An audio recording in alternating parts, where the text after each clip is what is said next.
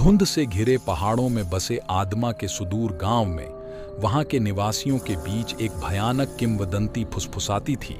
एक डरावनी कहानी जिसने खून को ठंडा कर दिया और उनके सबसे काले सपनों को डरा दिया। ऐसा कहा जाता है कि सदियों पहले गांव में एक अभिशाप आया जिससे आदमा खोर नामक एक राक्षसी प्राणी पैदा हुआ। एक ऐसा प्राणी जो अंधकार से पैदा हुआ और मानव आत्माओं की अतृप्त भूख से प्रेरित था। जो लोग इसके रास्ते को पार करने के लिए इतने दुर्भाग्यशाली थे, उन्हें फिर कभी नहीं देखा गया।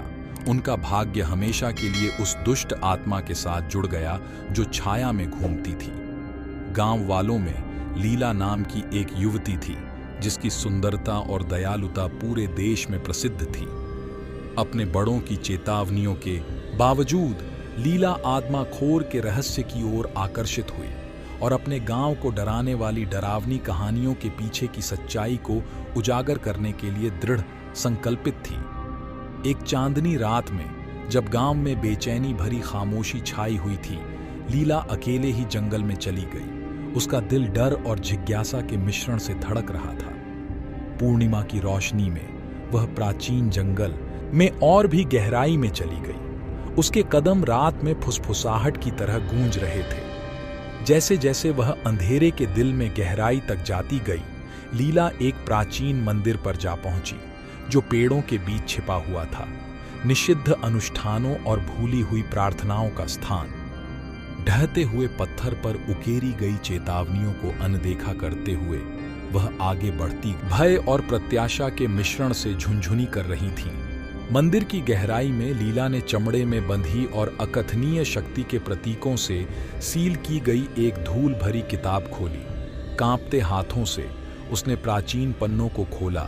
उसकी आंखें भय से चौड़ी हो गईं क्योंकि उसने अपने गांव पर आए अभिशाप और उसकी गहराई में छिपे आदम खोर के बारे में पढ़ा। लेकिन इससे पहले कि वह अभिशाप के रहस्य को उजागर कर पाती, अंधेरे से एक छायादार आकृति उभरी।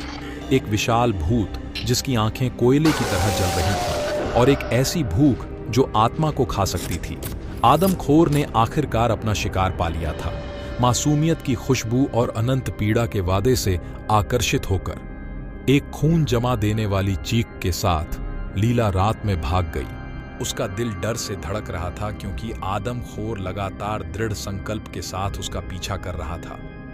पेड़ों और छायाओं की घुमावदार भूल भुलैया के माध्यम से वह तब तक भागती रही जब तक कि उसके पैर उसे आगे नहीं ले जा सके। उसकी सांस उखड़ रही थी और उसकी आत्मा टूट गई थी।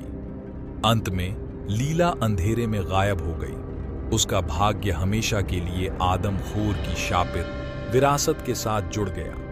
उन सभी को याद दिलाता है जिन्होंने सच्चाई की तलाश करने की हिम्मत की कि कुछ भयावहता को बिना छेड़े ही छोड़ देना सबसे अच्छा है, नहीं तो वे हमारे भीतर छिपे अंधेरे को जगा देंगे।